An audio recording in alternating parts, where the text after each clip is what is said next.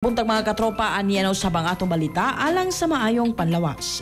Nagpasida ng mga health experts sa pagtaas sa reklamo sa mga tao nga natubuan og wart sa ilang kalawasan na ilabi na karong panahon nga daghan na na-expose sa kainit, singot ug stress nga makapalihok sa virus nga hinungdan niini.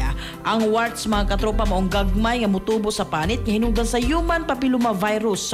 Dili man kini peligroso sa kadaghanan pero makatakod kini pinaagi sa diretsong skin to skin contact o paggamit og managsama nga gamit sama sa tuwalya. Sumala sa mga doktor, ang papanubo sa warts sa posibleng tungod sa kusog nga pagsingot nga makapahumok sa panit ug dali matakdan sa virus, stress ug kakuwang sa tulog nga makapaluya sa immune system ug pagsulob og huot nga sanina nga makakos og friction sa panit.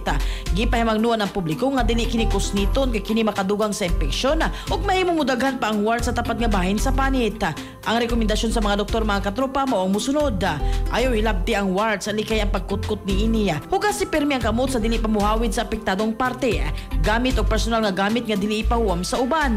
Ipa-check sa doktor kung dagan ang pagtubo og dagdugo o ipaubos sa topical treatment ang pinakasiguro og epesyente nga pamaagi sa pagtangtang niini. Gipahinumduman usab sa Department of Health nga pagsulob og loose o presko nga sanina likay sobra sa kainit o papaligon sa immune system pinaagi sa saktong nga katulog o pag-inom sa santhon of vitamin C makatabang aron malikayan ang pagdagan sa warts.